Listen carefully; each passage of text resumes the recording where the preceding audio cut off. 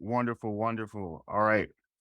Welcome to another Thrive Time. We're just going to give everybody a few moments to trickle in. It's the first of the year. Happy 2023.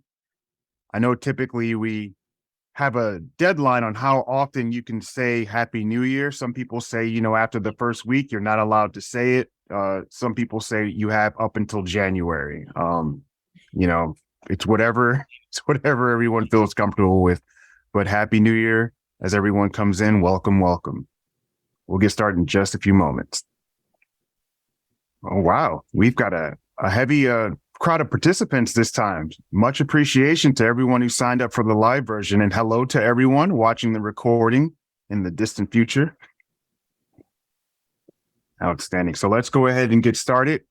Hello, everyone. As I've stated before, I'm happy for everyone to be here. My name is Dr. Dave. I am the Vice President of the Guides community here at LifeGuides. I am so thrilled to have my two panelists with me today who are also guides on our platform.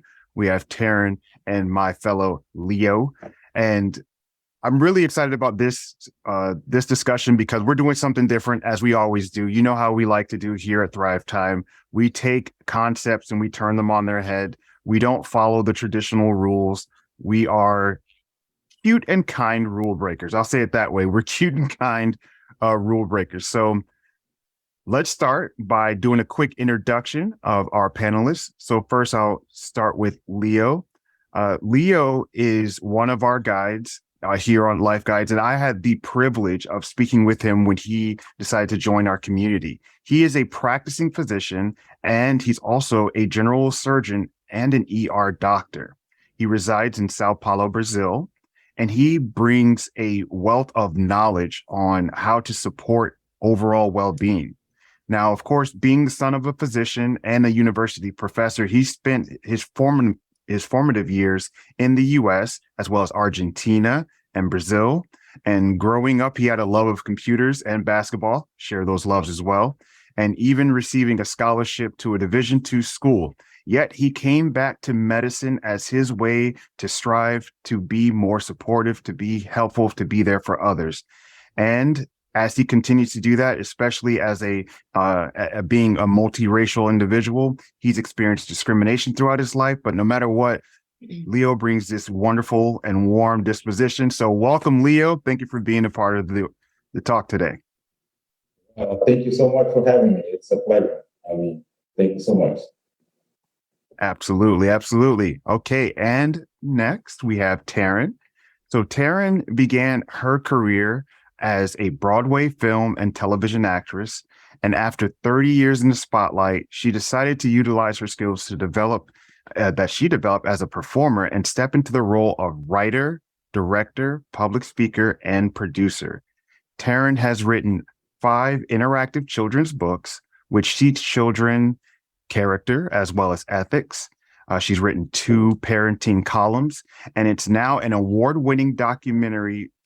She's also an award-winning documentary filmmaker whose projects have appeared on HBO. So I stammered there because I have a really close connection to one of her documentaries that she did on Bob Einstein on HBO. I highly recommend it. It's where I get my namesake Super Dave from.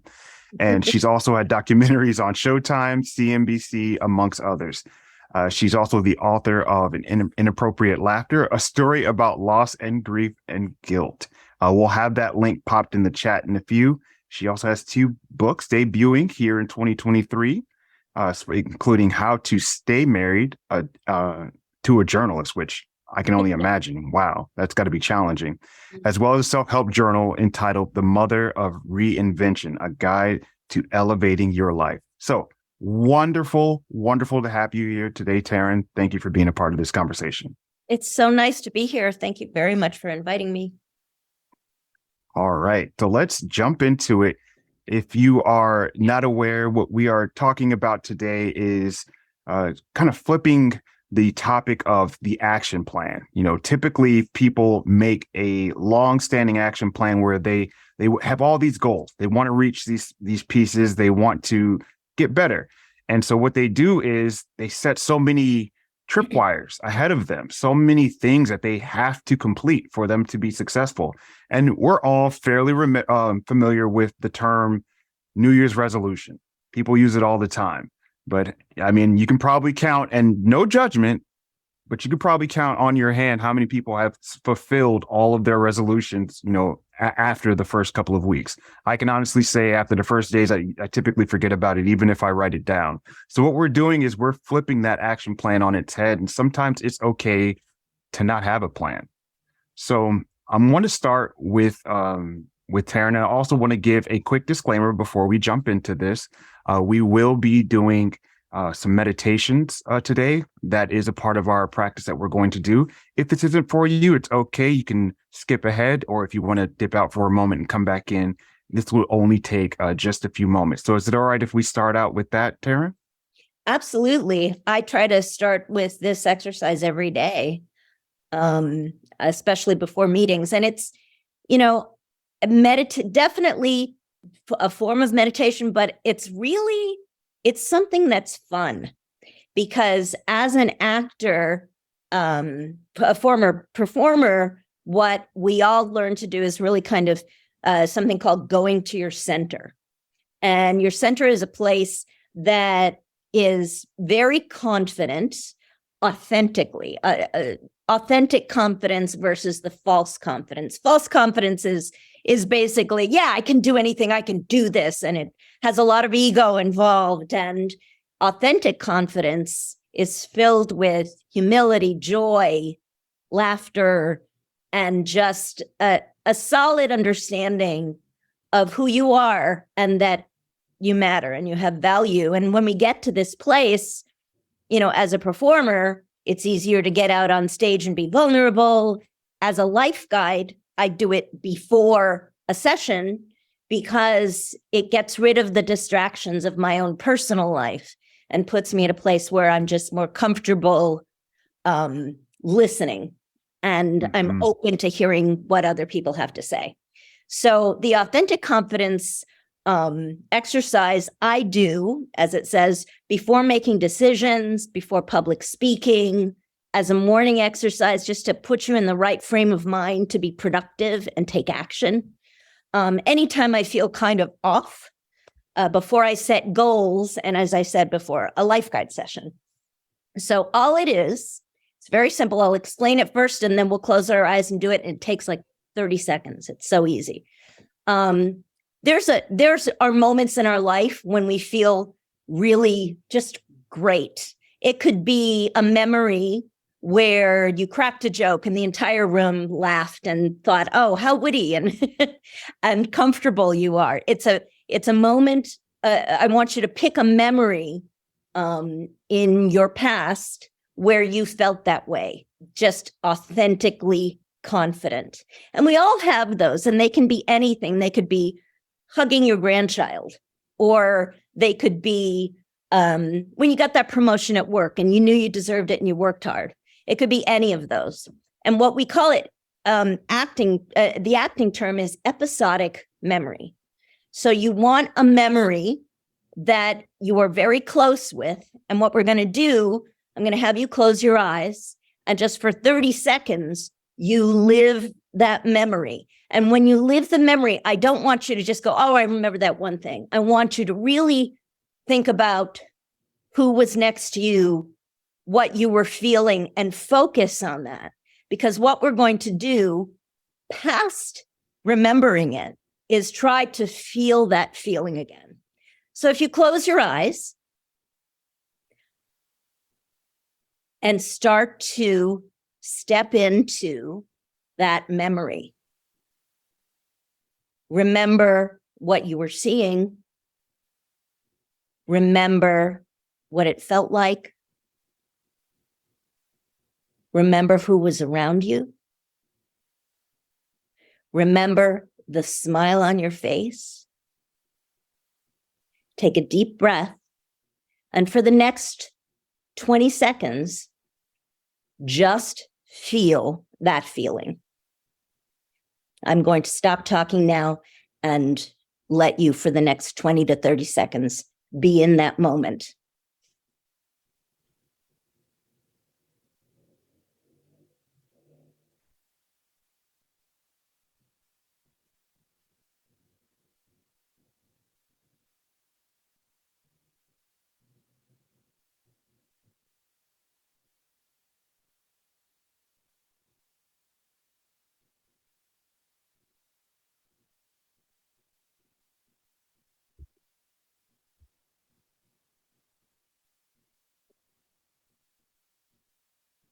okay.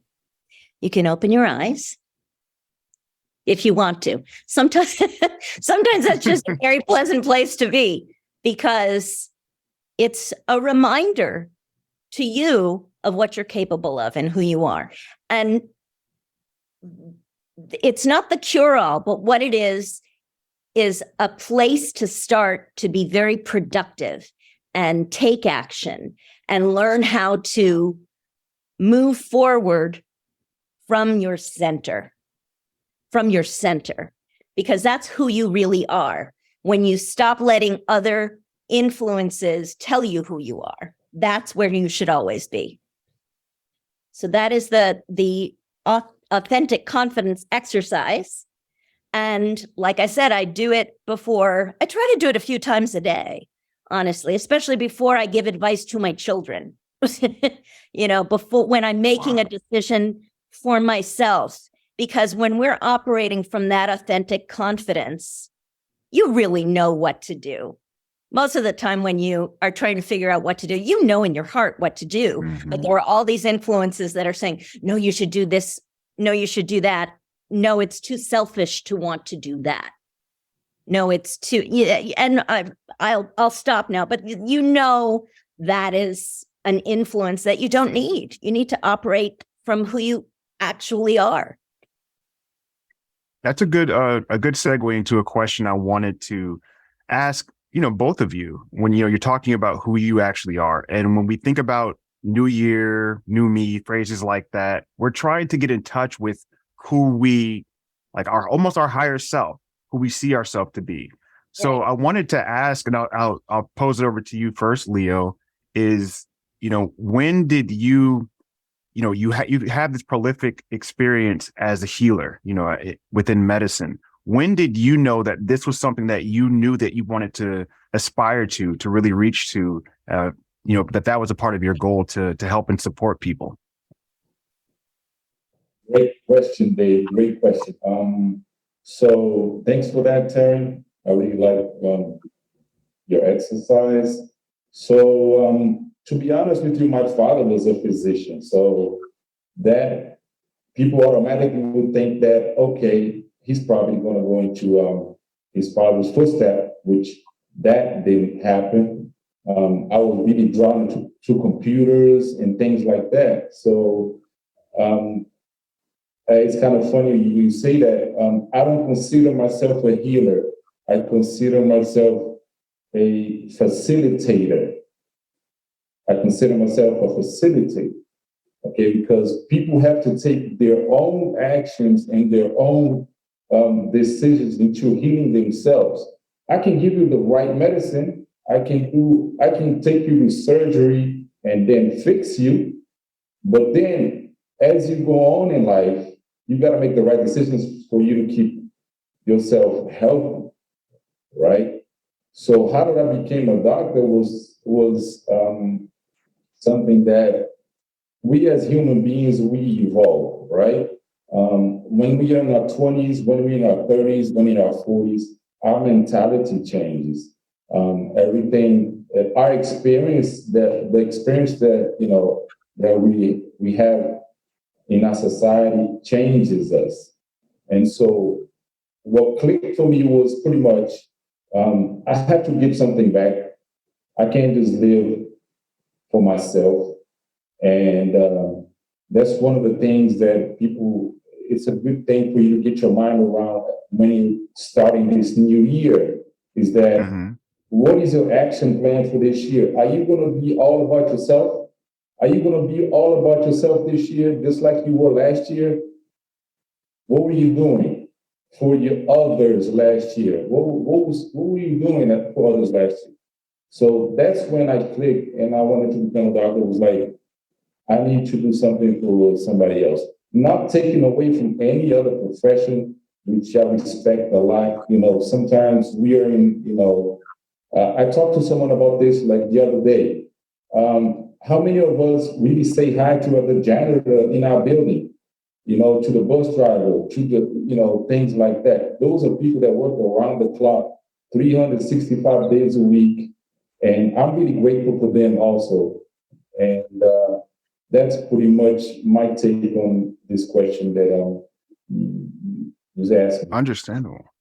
Well, I want to highlight two things. One, being a facilitator, fantastic. Yeah, I like that perspective. And two, honoring and recognizing everyone, the people who are taking care of that. Taryn, you could probably relate. I bet, you've had an experience with craft services. And for those who are uninitiated with film, you could tell them about what that is. But, how important is it, for you to continue to support people in all of your roles that you're doing as an author, as well as a guide?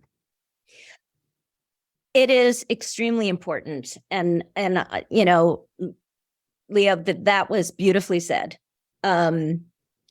We always have to put the oxygen mask on ourselves first so that we have enough to give. And part of the authentic confidence exercise is for that, because it opens you up to feeling purposeful. When you're really coming from your center and you're having, let's say, a LifeGuide session, and you're watching the person on the other side, on your computer screen, and you are open to the things they're saying. You're not just listening here, you're listening here, and you're more aware of how they're feeling, and those moments when you might relate something to them and they go, oh, and you notice that and you say, what was that? Well, what are you feeling there? It's a way to be a facilitator. It's a way to have your purpose, and our purpose is rarely just for ourselves. And Leonardo is correct in that. When you're only focusing on yourself, your life gets very small. And when your world gets too small, not only are you missing out, but everything just comes back in at you. There's a synergy that is necessary for a happy life. And when we're, you mentioned craft services is exactly true. When I'm on a set, there is no one person who is more or less valuable than anybody else. It's just completely true. And there's a respect, for my crew, for the men and women who are carrying extremely heavy equipment on the shoot. They get in line first. And if I see a performer getting in line before them, I'm like, come on, man. Like, if without this person, you'd just be standing there, emoting. There's no purpose. Everybody, there's a synergy. We all are dependent on one another to fill our own purpose. And, from craft services to the producers, to the director, to the performers, or if it's a documentary, our PAs are incredibly valuable, because without them, the person that I'm about to interview on camera doesn't get to set. Yeah. There's nobody more or less valuable than anybody else. And once you find your purpose in life and figure out exactly how you can serve, that's going to be your authentic confidence exercise. I mean, if you really think of the memories when you get off, I know for me, when I end a session and I feel like I made a difference for that person, I am so in my center. I feel like I have satisfied my purpose in that moment. And there's just nothing more beautiful than that for everybody.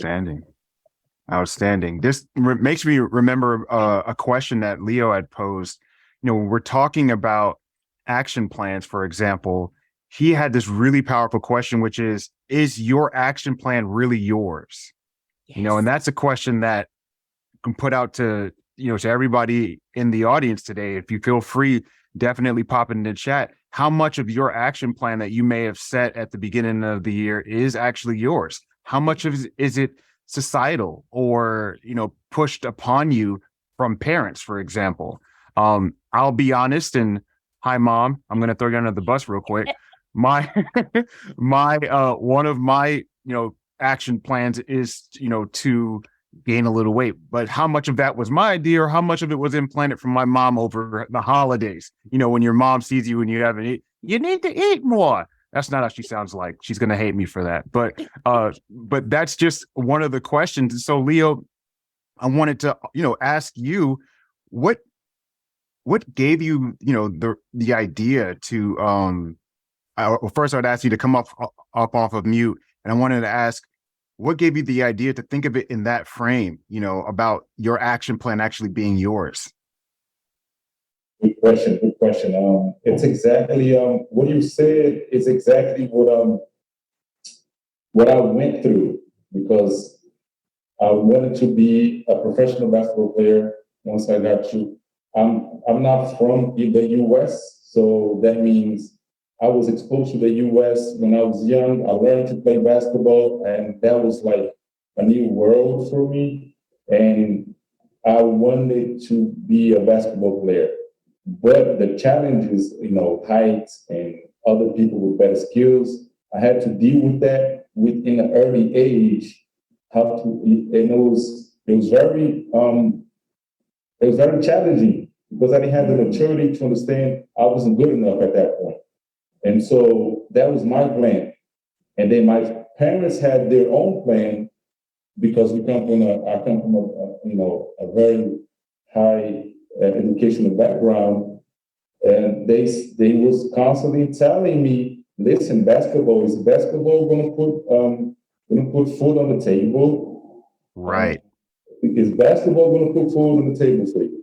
And, I know parents want us to, be the best that we can be, but I got into the system of trying to make my parents happy. And I think you just forgot a little bit, Dave, that you mentioned that I have a business degree. So I had to go into business once my basketball plans didn't go through. I went into business to live that flow of, okay, I'm making the money. I can pay my bills. I can pay my mortgage. I can buy my car, things like that. Okay, I'm successful. Am I successful really? Is that really who I am? Which started making me wake up not wanting to go to work. This is one of the first signs in your life, that things are not going the way you want, is when you don't want to get up and do what you usually do. If you don't want to get up and do what you usually do, the profession that you're in, it's time to take a change. You got to look around you, and that comes to the question that you can say, is this what I'm doing exactly my calling? Which you got to take yourself out from the equation. Get away from your house, get away from your parents, from your girlfriend, from your wife, from your husband. Take some time for yourself, 15, 30 minutes, an hour. Just make a pattern, 2 or 3 days, and try to feel what is my purpose in life? What do I have to do to feel whole again? So that's pretty much how that question came about. And it's a question that we got to ask all the time, because sometimes our values change, in the environment that we're in. But it's a great question for you to keep on, in the back of your hand. Yeah. Is the action plan really yours? Wow. That's powerful. Now I'm thinking about, I'm going back and rethinking when I woke up this morning, like how I felt. And I can honestly say I felt great. I was like, cool, I'm going to be talking with some wonderful people today. I'm going to be, working on some projects and plans that I'm excited for, and research. And I was happy and excited for it. And then I can easily think back to a time where maybe 5-10 years ago, it wasn't the case. And Taryn, I'm pretty sure you can probably relate, where, your alignment may not be there. So what happens when your alignment's not there, when you wake up and, you're dreading, what do they call it? The Sunday scaries nowadays? You're scared for Monday. So yeah, what works for you when that happens? So, the book that is coming out this year, the Mother of Reinvention, has a lot to do with that, because I grew up in the business. I grew up as a performer from the time I was 9 years old. And as time went on, when you start doing something that early and you have success with it, part of the downside of that, even though I loved it, I can tell you, I was in a very positive, my parents loved me and nobody was taking advantage of me as a child in that sense. I really loved it. As an aside, we came from very little, youngest of 7, and sometimes no food in the house. So it did start with me basically singing for our supper. We would go to a dinner theater, not a dinner theater, like a lounge with dinner and a pianist. And my father would convince them to let me do a set, and then our family would eat. And it worked out well because I loved it, and I got to eat swordfish instead of nothing. So it was all positive.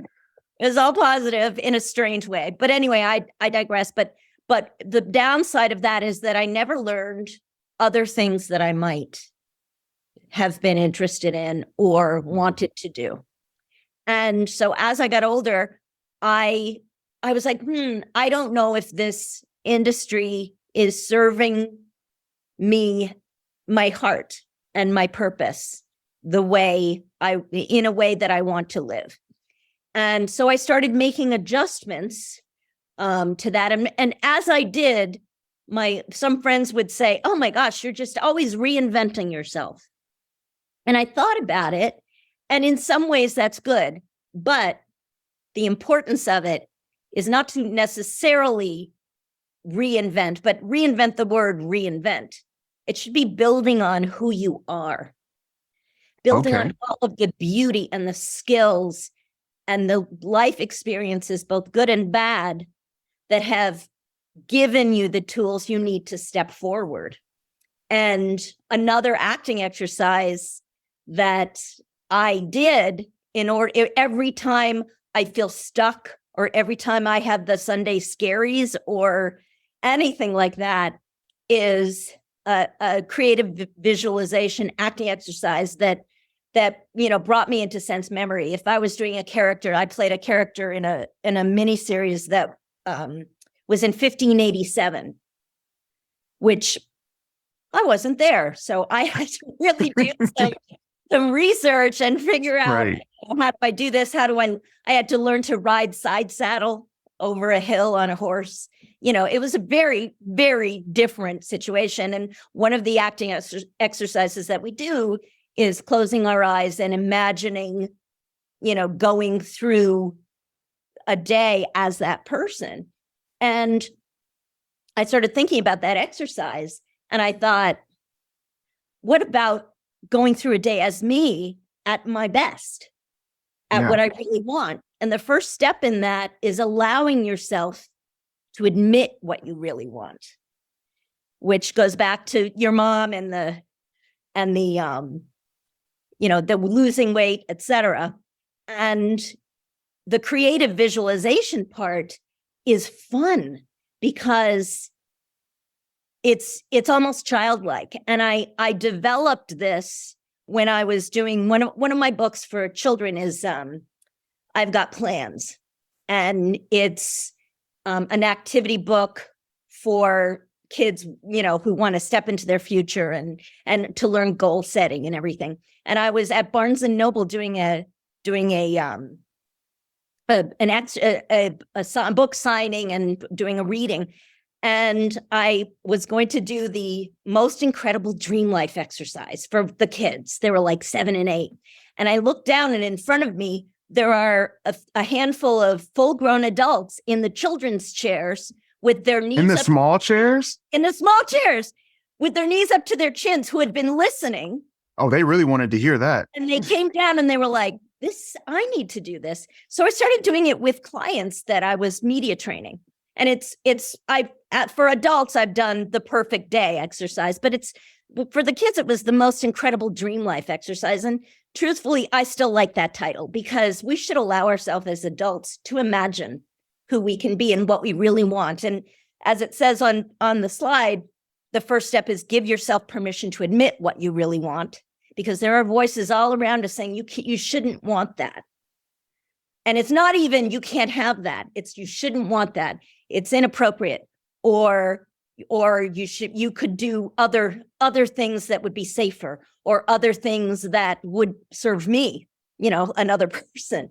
And you got to put the oxygen mask on yourself, as I said. So the next thing is to imagine your perfect day. And this is an exercise that's very simple, because I think a lot of us imagine success and stability as being really far away. And it's really, we have more control over it than we think. The first step is to do this exercise, which, should I do it now, David? Okay.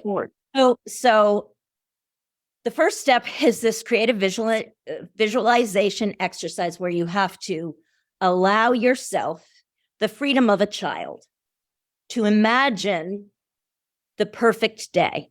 And if you close your eyes now, I'm going to talk you through it a little bit, and then I want you to just enjoy it for 30 seconds again. And then when you open your eyes, I'll take you to the next step. So the first thing I want you to do, close your eyes, and I want you to imagine yourself waking up. And instead of waking up where you usually wake up, perhaps you will, if that's what if you're very happy in your living situation, but imagine yourself waking up in the perfect environment for you. What do the sheets feel like? Is there a smell of lavender in the air? What's the first thing you see? Is it a painting? Is it a beautiful view out the window? What kind of pet do you have? Keep it simple. It's very simple. Feel the sheets. Feel the temperature of the room. What is that like? Don't limit yourself. Allow yourself to imagine, with no boundaries, your perfect moment of waking up in the morning.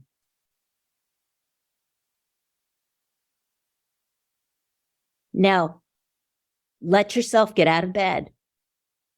What do you do next? Do you go make yourself a cup of coffee? Where do you drink your coffee? Do you drink it while looking out the window? Do you go to a park that has a lovely view?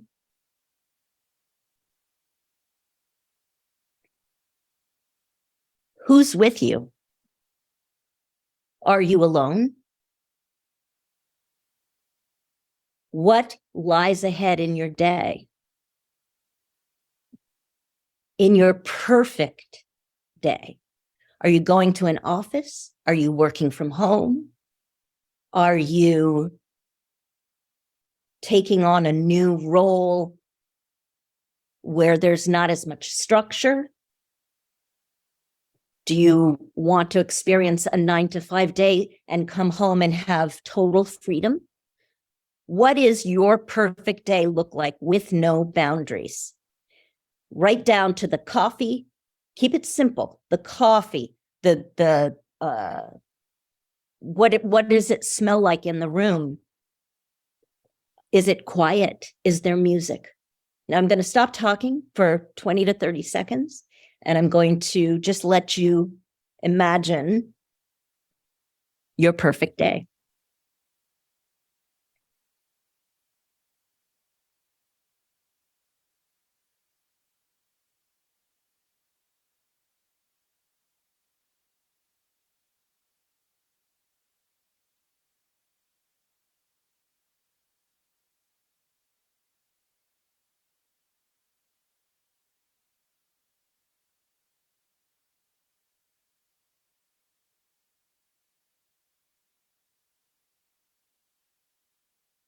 Okay, open your eyes. I'm seeing some smiles with people's eyes closed and full on smiles.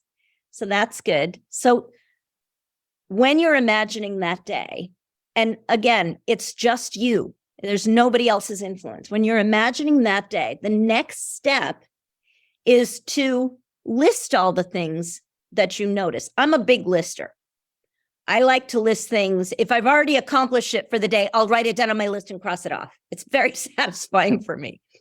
But list the little things or the big things in your perfect day that start by listing everything. And then go through your list, cross off the ones that already exist for you, and make note of the ones that you would like to introduce into your life.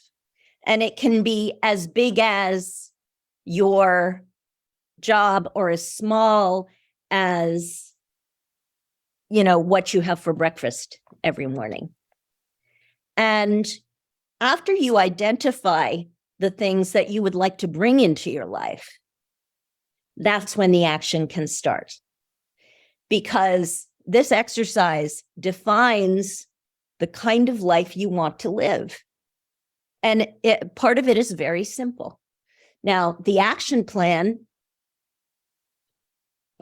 sometimes there's short-term goals and sometimes there's long-term goals that you have to work out. But identifying those things that would elevate your life and make you happy or happier or less stressed is the first step in your journey. And that comes with inspired action. So, it's what really was amazing to me the first time I did this exercise was noticing just how simple some of the things on my list would be to introduce into my life. Hold on. Tell me more about that. When you say how simple they are, tell me more. Okay. So for me, when I went down my list, number one, when I opened my eyes, it was simple, having the scent of lavender or a scent of something that was soothing was very pleasant and made me feel like I was taking care of myself. It's a simple thing. All of our senses are acting, are part of who we are. And, right. Introducing the scent of lavender was incredibly powerful for me. Very simple. When you also add, for me, and I know I keep talking about coffee. I don't know why. I only have one cup a day, I promise. But okay. but for me, taking a moment to have a cup of coffee while looking at something beautiful. It can be a painting in your home. It could be going outside. It could be anything. And that's another step in your perfect day. And what that does is fill the well a little bit. You're taking, that exercise took 30 seconds. So you're taking 30 seconds to decide those little things that would make you feel like you were filling your well so that you can be of service, so that you have more energy to take care of other people. So that am I making sense? Absolutely. Okay. And I wanted to ask a follow-up question to you and to Leo about that. What can prevent that view of that perfect day? And I'll kind of share an example that I had in my head. For me, for example, what could prevent viewing that perfect day is you said, just think big, think grand, go beyond. And sometimes I can be limited in my view because I believe a person like me can't have heated floors, or something like that. So I want to come back to you in just a moment, Tam. I want to ask Leo too, what do you believe are some things that can prevent viewing or getting into that perfect day? This is a very hard question for me. This is a hard question for me because it's like, it's pretty much, I'm a ER doctor and a surgery doctor. So I think the perfect day for me would be, I would have no extra issues when I'm doing surgery, or that I might save everyone's life or do everything right in the ER department. I'm gonna go against this notion as far as having a perfect day. Okay. Not taking away from what Terry said, which is perfectly understandable. But I just saw in the chat somebody's put simplicity.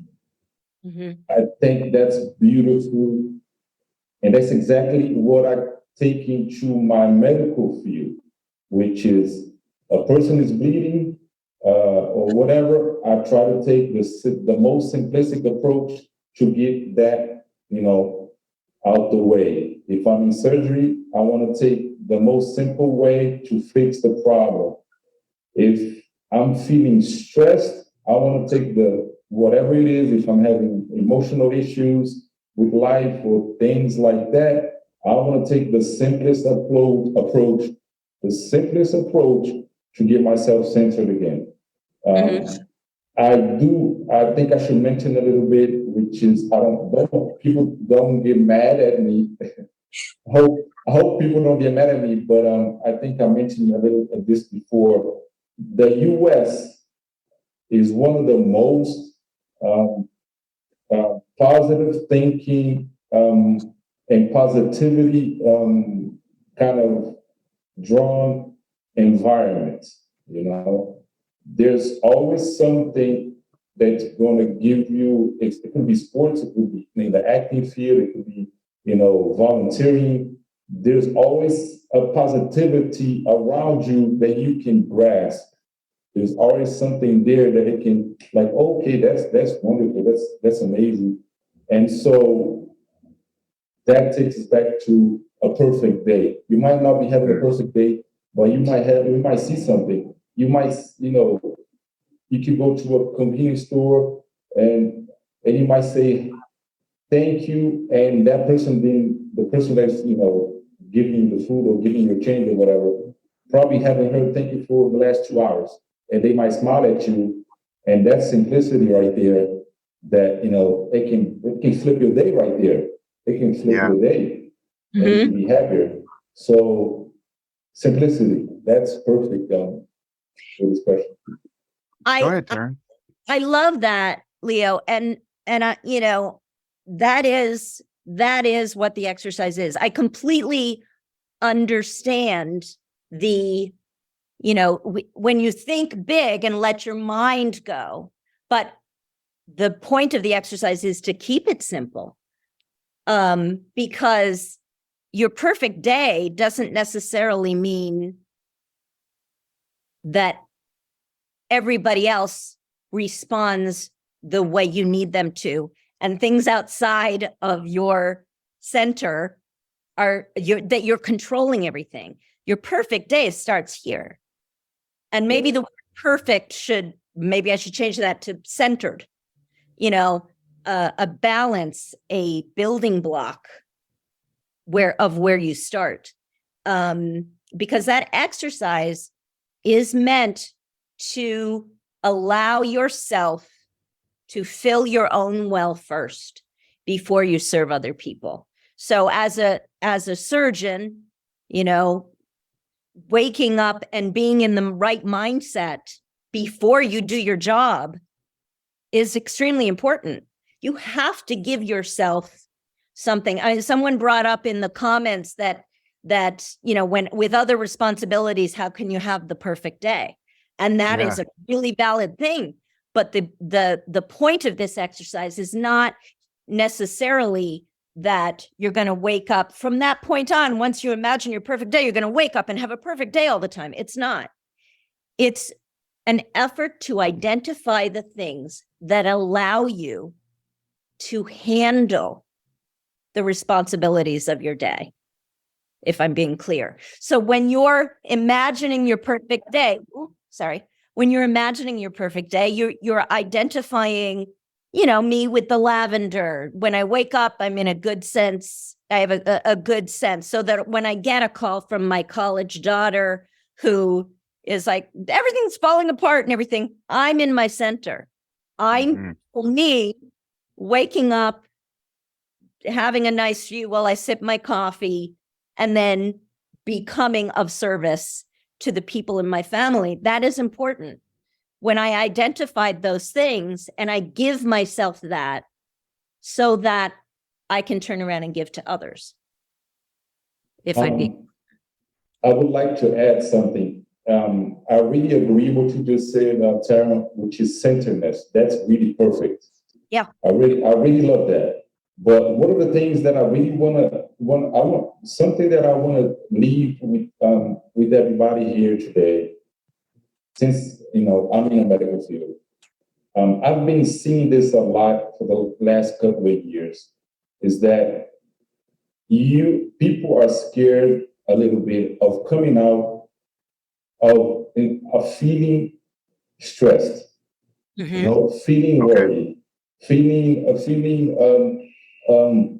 unbalanced. Okay, your body can take care of the change. Okay, out of the blue, you had a call that something wasn't supposed to happen, and you get excited, you get anxious, and then you kind of get anxious more as far as, okay, I got to center myself because I can't deal with this at this right time. I need to do this and that. One of the things that we need to understand is your body has a reaction, has a metabolic reaction to what you just heard. You have to center yourself, just like Terrence said, and go through that, stop, listen. What can I do? What can I do under this circumstance that's under my power? Okay, that's one of the things that's key. Right. Don't try to feel or to embrace something that's not under your power, because anxiousness is going to be hanging around you. You're going to wake up and you're not going to get any sleep. So first of all, identify if that issue is something that, okay, can I deal with this? Can I solve this? Do I need a network? Do I need to call my parents? Do I need to call my friends? That's exactly how I deal with things in the ER. Okay, what can I do here? Can I do this by myself? Do I need 2 nurses? Do I need 1 nurse? Do I need to call another specialist? So this is also key in life. Don't try to do things. This is one of the things that you got people taking all these kind of medicines to try to slow their anxiousness during the day, because you're like thinking about things that you cannot solve for yourself. And don't be scared to ask for help. Right. And that's the thing. I mean, I'm youngest of 7, so all of my family are getting older. And, the book that I wrote, the Inappropriate Laughter book, was about my mother dying. And within 8 weeks, I lost 5 family members. And all of that beyond my control. And I have 2 college-age kids. I've got people in my living room right now. All of those things. I've got my dog, and somebody else dropped their dog off here too. There's a lot of chaos that happens in our lives, and we can't control that. That is beyond my control. But the exercise, what that did for me and what it has done for a lot of my clients, is help identify the things that if I just give myself 5 minutes to do that for myself, I will be able to handle better what life throws at me. Yes, exactly. But the perfect day, the reason why you want to imagine that, even though some things might be unattainable, but you also, the heated floors, you can't get heated floors, but you could get some nice cozy slippers to put on in the Right. morning. Maybe. Yeah. We can find You know, something to If- substitute there. Because the real need there is not that you have heated floors, it's that you don't like it when your feet are cold in the morning. And that's a simple adjustment. And simple adjustments elevate our life. And that is really the basic purpose of the exercise. There are so many things that we can't control. I would love to still have my mom with me. I would love that 8 weeks in 2018, were just immeasurable as far as impact.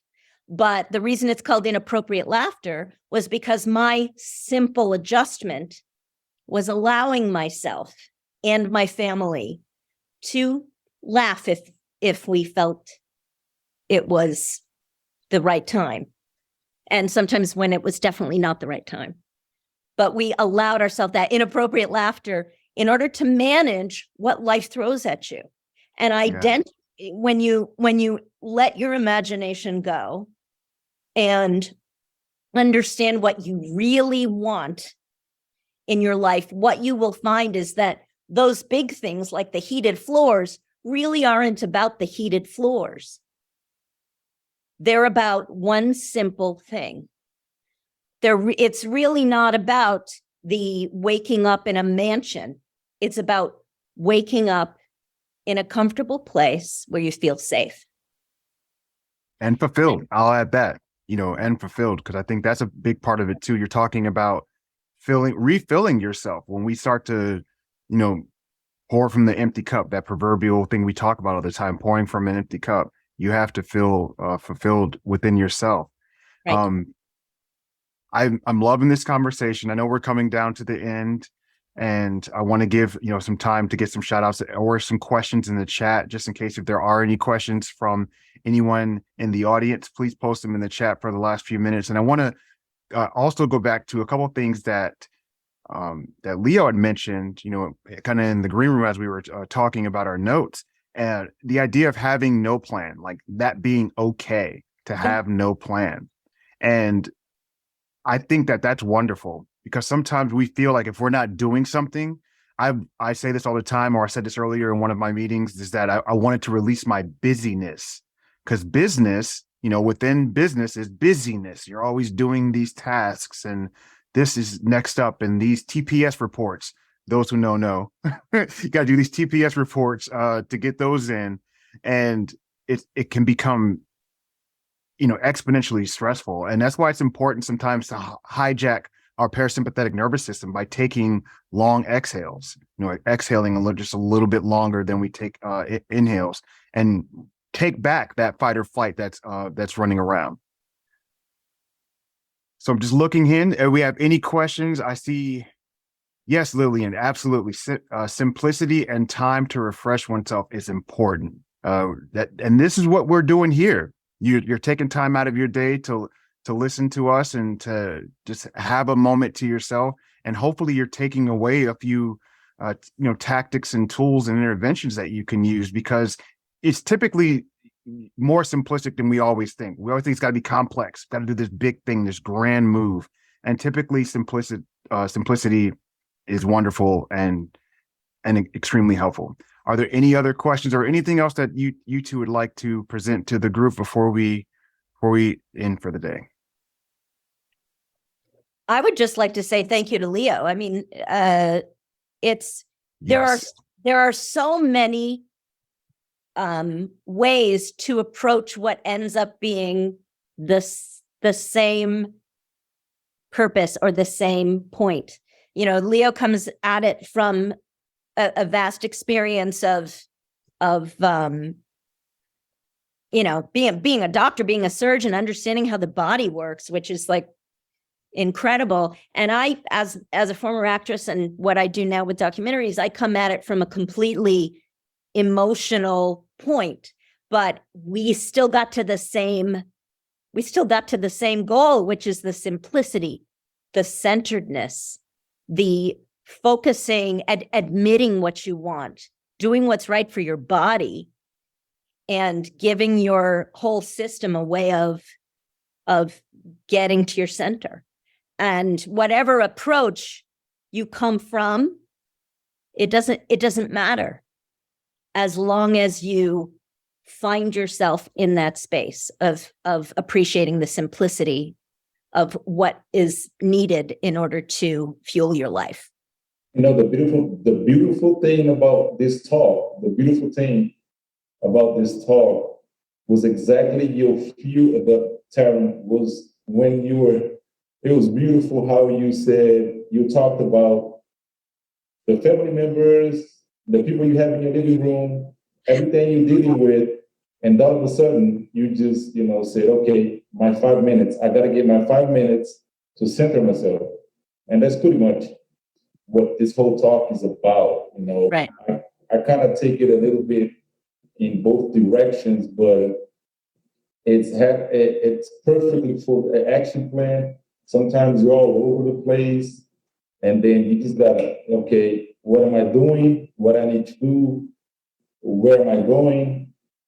Okay, I don't need to think about any of that. Let me just relax myself for a week to a month, and then center myself again to see the action plan that I need to take on. So everything is just perfect. Wonderful. Wonderful, wonderful, wonderful. I said that way too many times. I'll say it again. Wonderful. Okay. Thank you to everyone in the chat. A big thank you to Leo, calling all the way from Sao Paulo, Brazil. Thank you so much, Taryn. Again, your documentaries are close to my heart.